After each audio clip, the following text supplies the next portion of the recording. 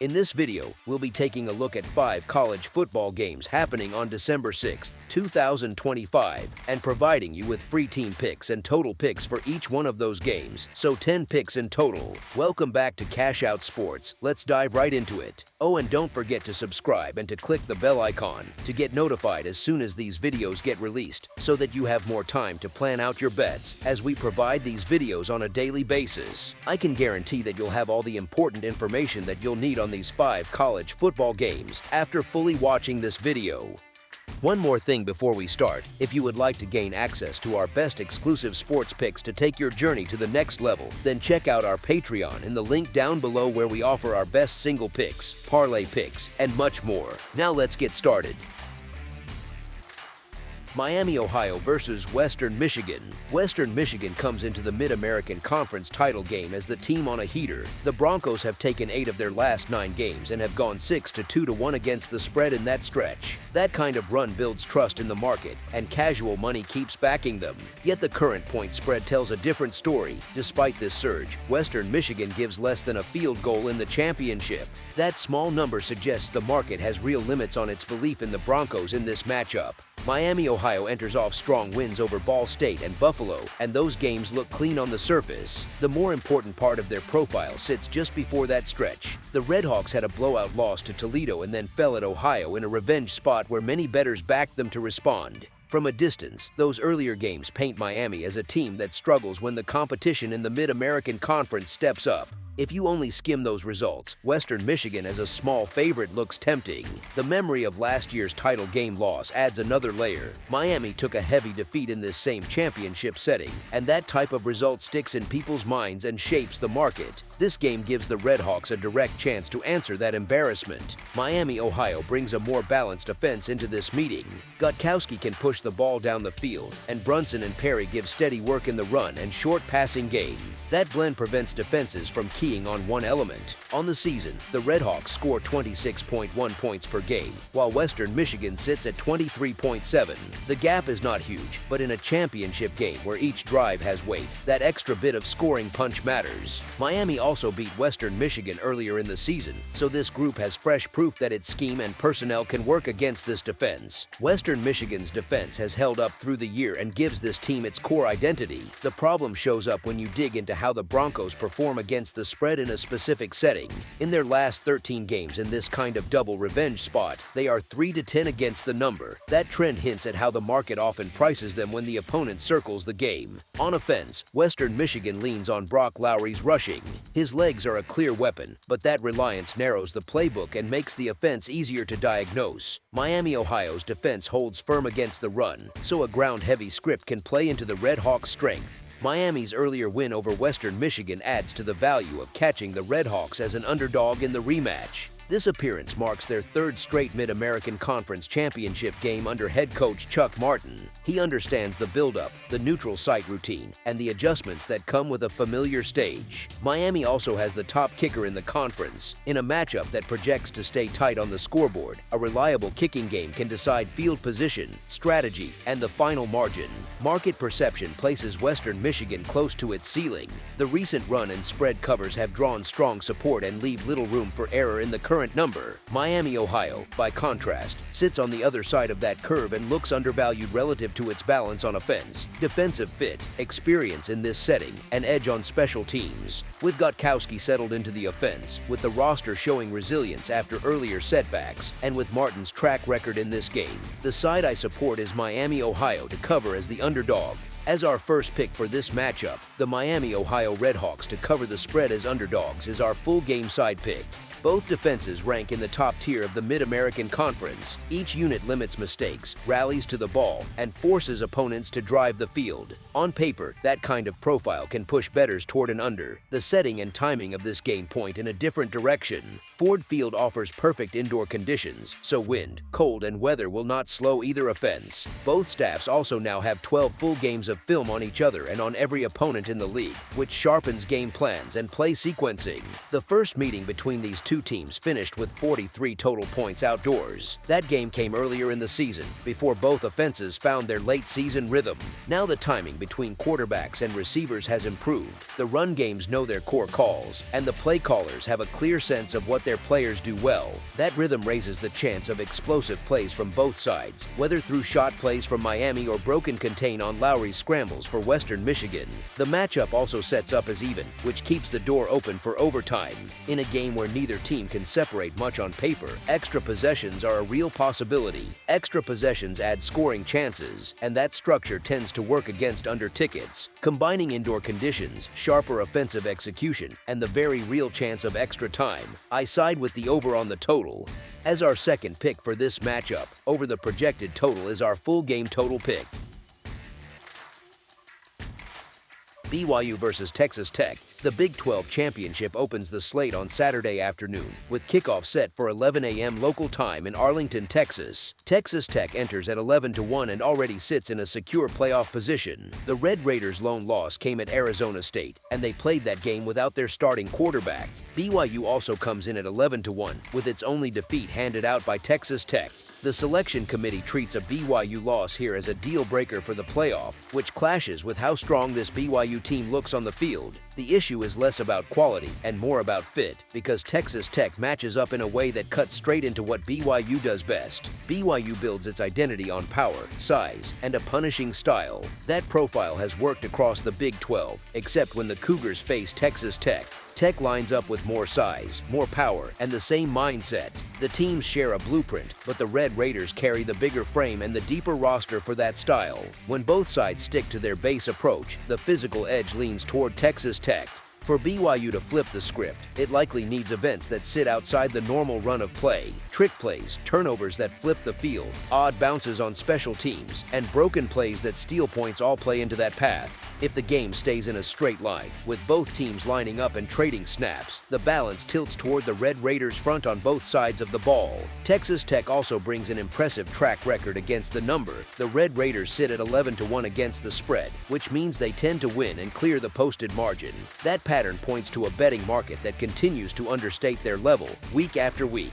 When this roster stays healthy, it has the profile of a group that can run the full playoff gauntlet. The first meeting finished 29-7 in favor of Texas Tech. That game took place in Lubbock with College game day in town and Patrick Mahomes on hand. The Red Raiders controlled the line of scrimmage, and the BYU freshman quarterback looked overwhelmed by the pressure and the stage. Yet, for all that control, Texas Tech still left points on the field.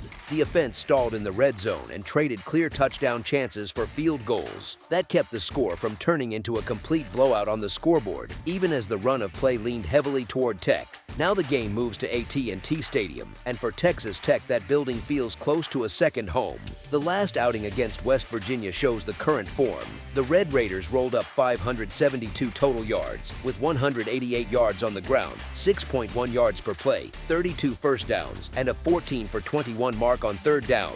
They did turn the ball over twice, yet the defense answered with 2 takeaways of its own.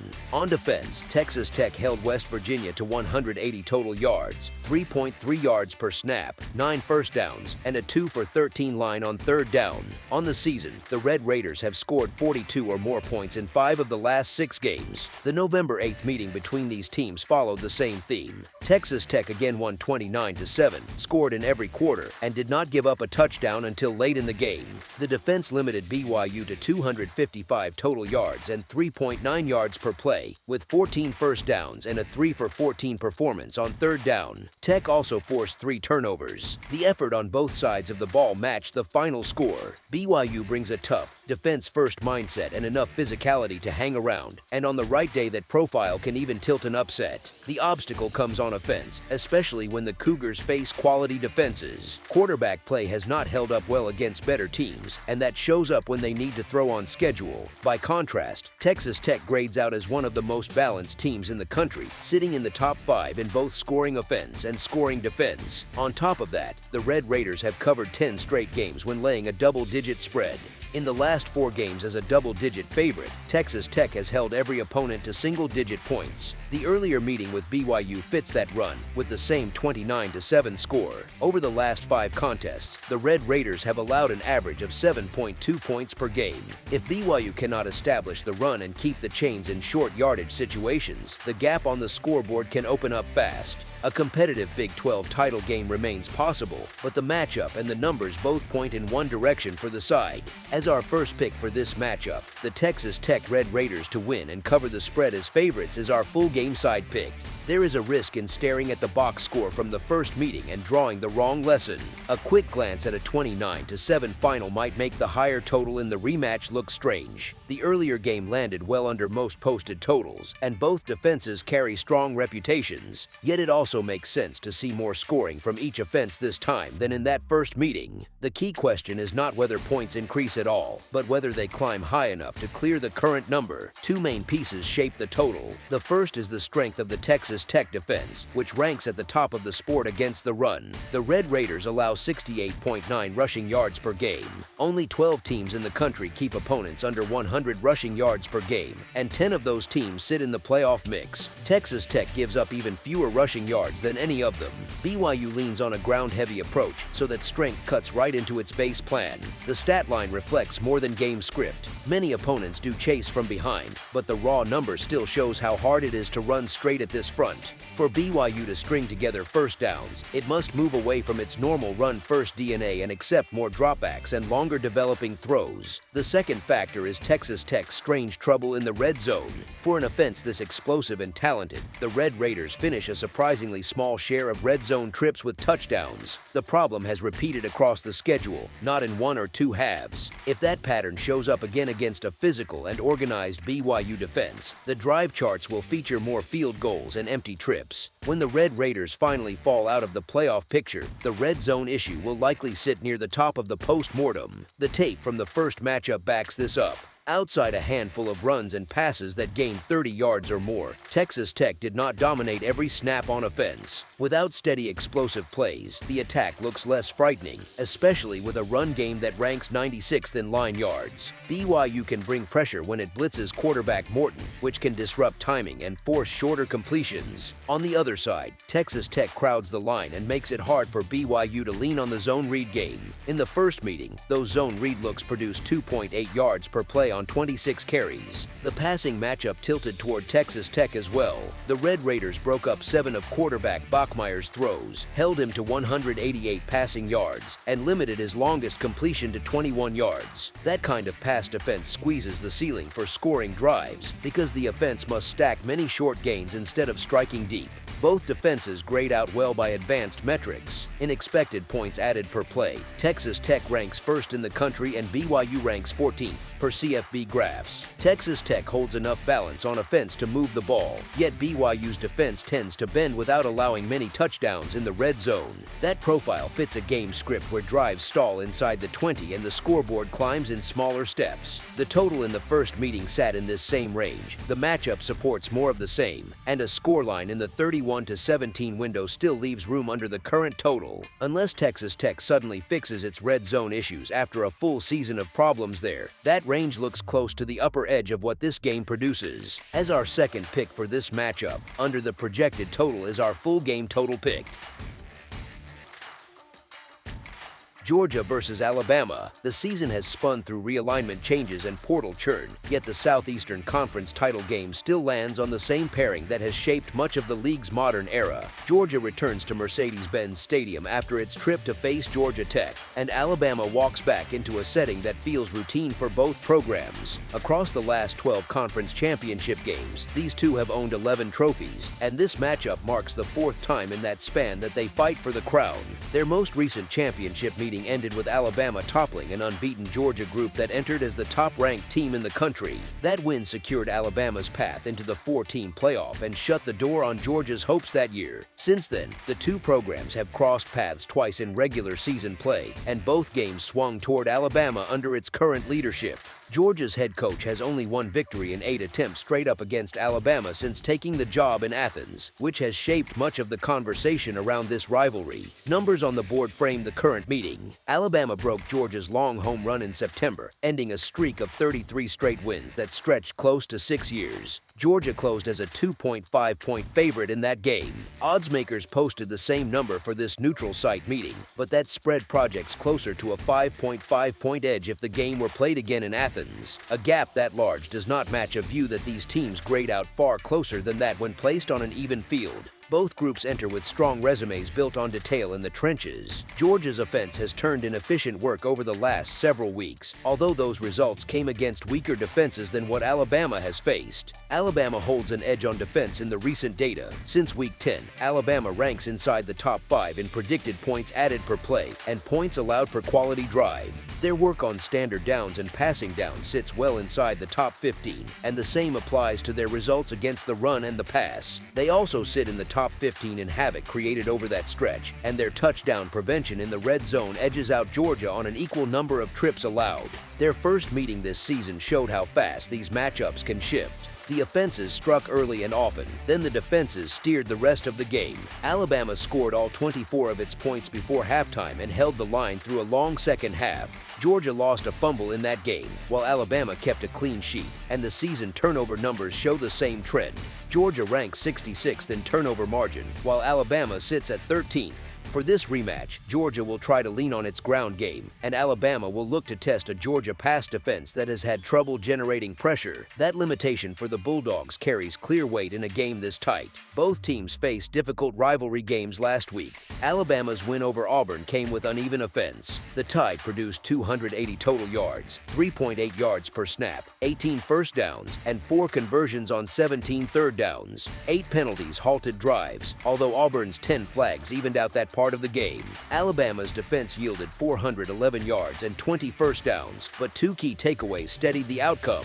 Georgia dealt with similar offensive challenges. The Bulldogs gained 260 yards, threw for 70 yards, and averaged 3.9 yards per snap while converting 6 of 14 third downs. Their defense again shaped the game by limiting Georgia Tech to 250 total yards, 14 first downs, and 4 conversions on 11 third downs. The late September game in Athens still offers clear insight.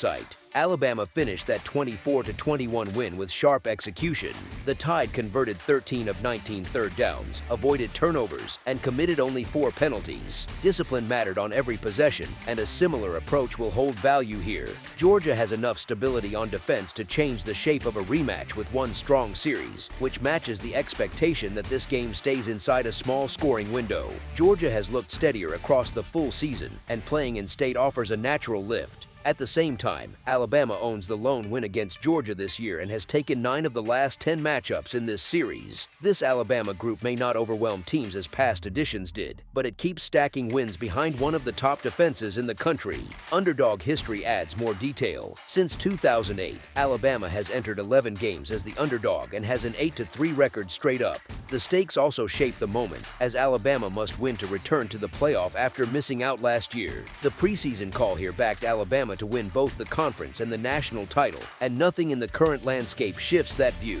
As our first pick for this matchup, the Alabama Crimson Tide to cover the spread as underdogs is our full game side pick. Their September game closed with a total of 54, and the 24-21 finish came in 9 points under. Odds makers cut the number to 48 for this meeting.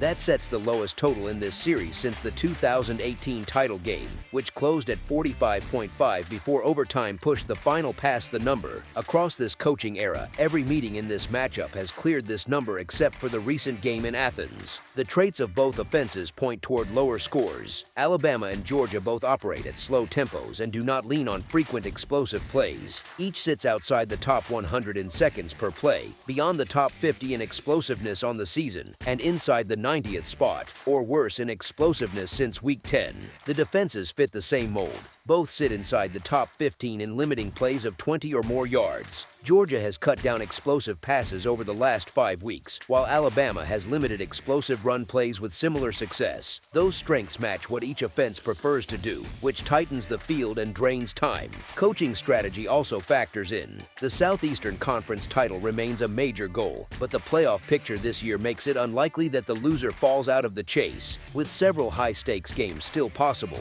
both staffs have reason to manage personnel with care and lean on controlled, possession-heavy football rather than high-risk decisions. The defensive numbers strengthen that view. Georgia allows 16.7 points per game and fewer than 291 total yards. Alabama allows 16.5 points and 282 yards. Georgia yields only 86 rushing yards per game, while Alabama gives up just 158 passing yards. Both fronts win early in drives, which forces opponents into longer sequences that drain time and limit total possessions. The long familiarity between these programs, the championship setting, and the recent 24-21 score point toward another game shaped by field position and sustained drives rather than big bursts. The pace, the lack of consistent explosive plays, the control both defenses exert, the playoff stakes that encourage careful decisions, and the structure of this rivalry all point toward a lower total that leans on methodical series and long possessions. As our second pick for this matchup, under the projected total is our full game total pick. Virginia versus Duke.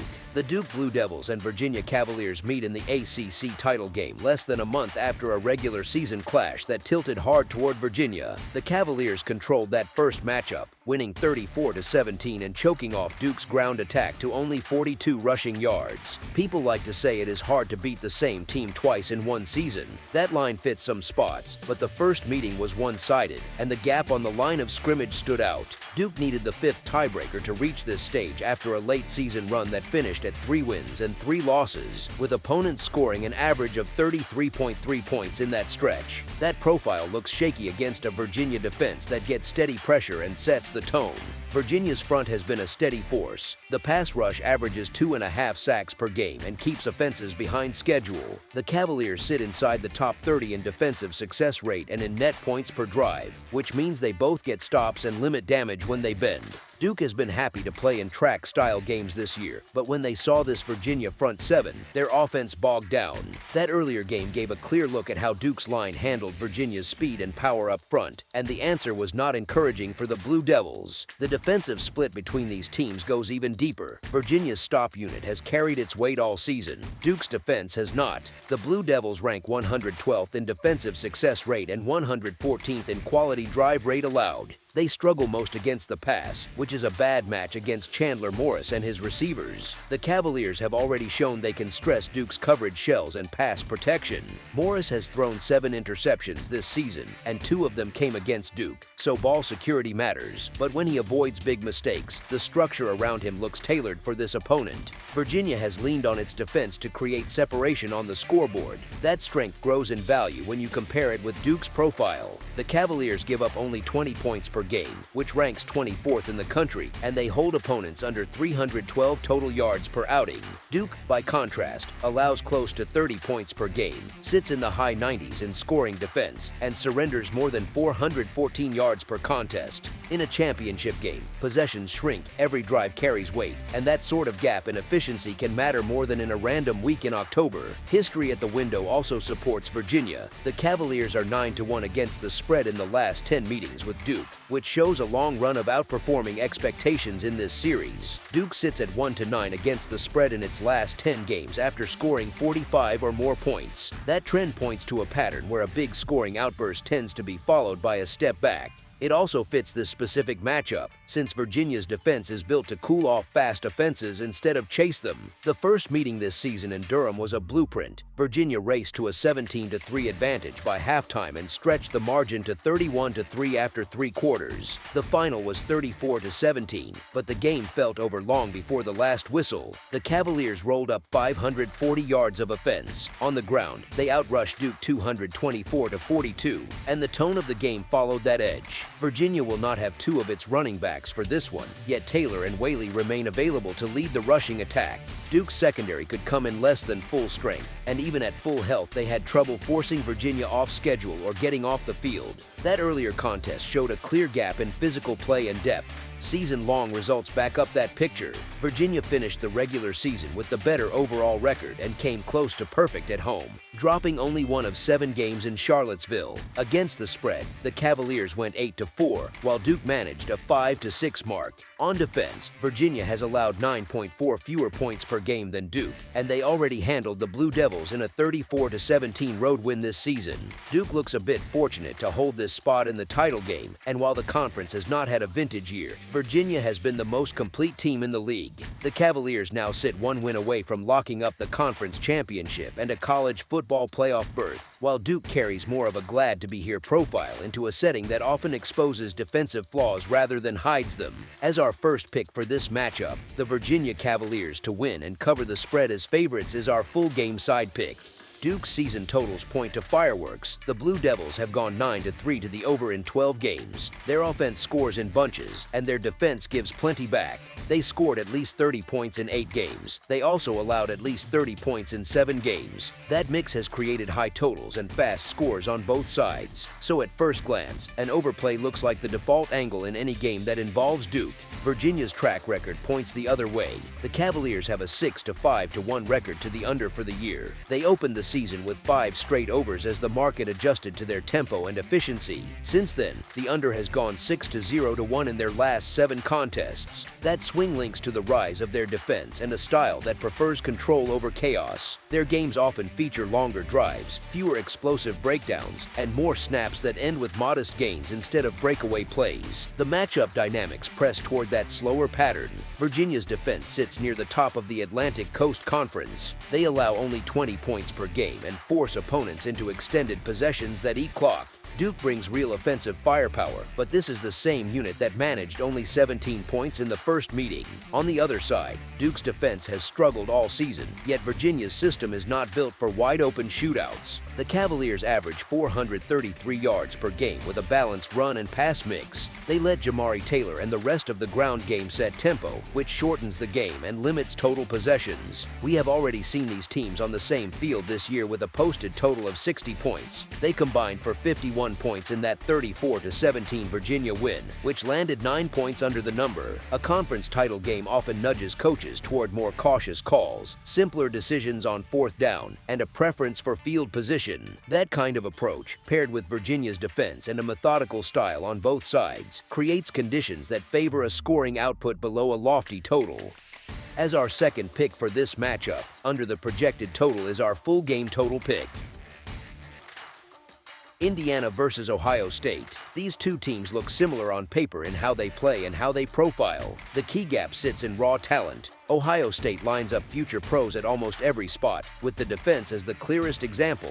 That unit became only the second defense in the modern era to keep every opponent below 17 points. It did this while covering the spread in 10 of 12 games, which shows that the market has struggled to keep up with its level. Indiana brings a strong roster and a sound scheme, yet its defense gives up more explosive plays than a unit in this tier can afford. The Hoosiers covered the spread 7 times, which reflects a solid season against expectations, but not the same track record as Ohio State. Both teams show very few obvious weaknesses. Each plays sound defense, each can move the ball, and each has handled a full season without a major drop in form. The gap comes when you look at how they compare against the number week after week. Ohio State has gone 9 covers in 10 games against Power 4 opponents, which shows a steady trend of performance above expectation. Indiana sits at 5-4 against the spread in those same types of games, which is positive but less dominant. As our first pick for this matchup, the Ohio State Buckeyes to win and cover the spread as favorites is our full game side pick. This matchup should resemble a slow, patient chess game on offense, similar in spirit to the way recent Southeastern Conference title games between heavyweights have played out. Both Ohio State and Indiana favor a deliberate pace. The Buckeyes have run the slowest and most controlled offense in the country all season, by design, in order to protect their roster through a long schedule that can stretch through 4 extra games after the regular season. Indiana has followed a similar plan. The Hoosiers rank only 11 spots faster than the Buckeyes in seconds per play. at 125th out of 136 teams, so they also lean into long drives and a reduced snap count. On standard downs, both offenses operate with strong efficiency. They keep themselves in short and makeable situations, which leads to better odds on third down and a higher rate of sustained drives. Turnovers and penalties stay low for both teams. That discipline helps them stay on schedule and limits wasted possessions. Scoring on either defense has been a hard task all year. Ohio State allows fewer than 8 points per game and has not let any opponent reach more than 16. Indiana gives up about 11 points per game and has allowed 20 or more points only twice, both in road trips at Oregon and at Penn State. Their work in the red zone might be the most striking shared trait. Together, they have surrendered only 12 red zone touchdowns this season. If you treated them as a single unit, that mark would rank third in the country. Over their last 3 games, both defenses have held opponents to 4.2 yards per play or less, and foes have converted fewer than 40% of their third downs. Each defense also ranks in the top 10 at stopping plays of at least 20 yards, which removes quick strike scoring from the script. The regular season results show 2 complete profiles. Both teams finished unbeaten. Ohio State put together a 10-1 record against the spread, which signals a run that matched or beat the betting market almost every week. Indiana finished 7-5 against the spread, which is a winning mark, though not at the same level of consistency. The Hoosiers carry the second best offense in the country by production, yet both defenses sit at the top of the national field, holding opponents to a combined 17.8 points per game. Ohio State wants to run the ball and control possession. In the win over Michigan, the Buckeyes held the Wolverines to only 44 offensive snaps. Their run rate above expected sits among the highest in the nation, which shows a clear identity built around the ground game and clock management. Indiana has shown some vulnerability to that kind of plan. In Penn State's close loss to the Hoosiers, the Nittany Lions ran the ball 33 times to build their play-action attack. That approach opened the field and produced several chunk gains. Indiana allowed 6 completions of at least 15 yards in that game, which hints at how a patient run-first script can still generate explosive passes. Because this is a playoff game, both staffs should lean into risk control. With 2 of the best defenses in the sport on the field, each side can trust its ability to get stops without taking on extra variance on offense. The slow tempo, the shared focus on standard downs, the low turnover rates, and the red zone strength all pull the total toward a tight scoring band. With both offenses likely to stick to long drives and both defenses skilled at limiting big plays and red zone touchdowns, points project to remain limited. If Ohio State builds a lead, its identity points to a steady run game and a defense-first posture that keeps possessions short and the clock moving. In that type of game script, final scores in the range of 24-17 or 27-20 fit the profile of how this matchup plays out. As our second pick for this matchup, under the projected total is our full game total pick. That's all for now, so if you have any other games you would like reviewed, then leave a comment down below with the game you would like analyzed, subscribe to our channel, leave a like on this video, and we'll get to it as soon as we possibly can. We would also love to hear your opinion on the picks presented to you in this video, whether you agree or disagree with them, so leave a comment down below and do let us know.